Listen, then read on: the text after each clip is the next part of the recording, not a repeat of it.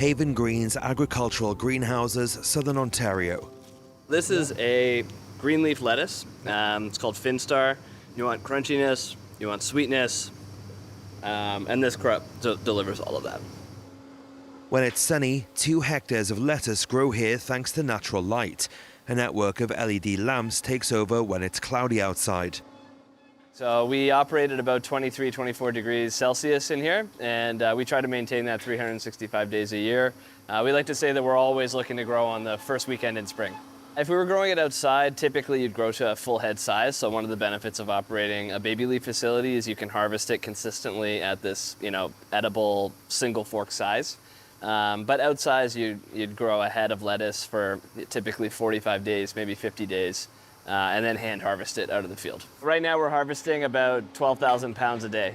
Another unique feature of these baby leaves, they germinate and reach maturity without any human intervention during their growth. Here, everything is automated and guaranteed to be free of chemical pesticides, according to Jay Wilmot. That's the irrigation water.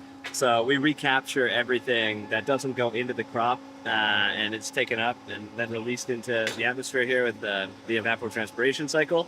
We collect all that water and it's sent back to our technical corridor where it's reintroduced to the system. So we're not spending any water that we don't need to. To run its cultivation system, the first of its kind in Canada, Haven Greens consumes more energy but 90% less water than outdoor farms. The result is productivity up to 30 times higher than traditional agriculture, all managed by technology. Get meet our growers. How's it going? In front of the screens, you won't find IT engineers but horticulturalists tasked with maintaining the optimal growth climate for the plants.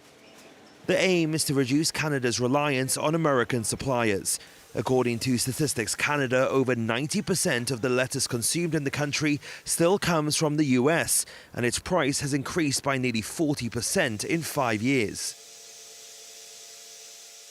15 years ago, this operation will take like 20 times, 30 times the time it will take a human worker to do it. Now we are coming closer to maybe twice as slow. At the University of Guelph in Ontario, Professor Musa's teams are developing a robotic harvesting system to address the other major challenge facing Canadian agriculture, the labour shortage. One of the biggest problems is finding labor. So a lot of the labor working in these fields are temporary foreign workers that are coming from South and Central America, and that cost is going up and going up. So there is a need for automation. Electricity in Canada is cheaper than in Europe, than in Japan, than in the US.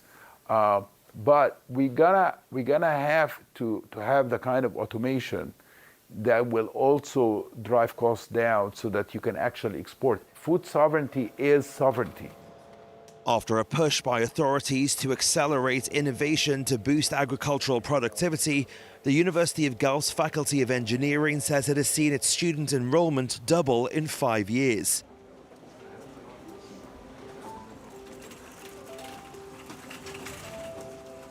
The yellow and the red peppers are hothouse from Ontario.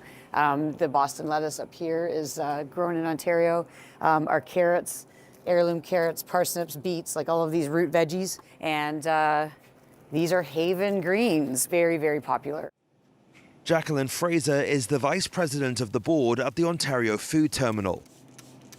We started the store 17 years ago, and the main reason being to have local food. Unable to source everything in Canada year-round, and with the help of her customers, this longtime advocate for food sovereignty has found a workaround for the dominance of American suppliers. Our customers always tended to be the people that were looking for local food anyway, but they're fierce now. So it's even got to the point where, I used to be, American produce was kind of, if I couldn't find it in Ontario, I would, would try to get it from the US. But now we're bypassing right to Mexico. The biggest challenge for Canadian producers is becoming competitive against foreign companies. Today, more than half of the food consumed in Canada comes from the US, which in turn buys 60% of Canada's agricultural produce.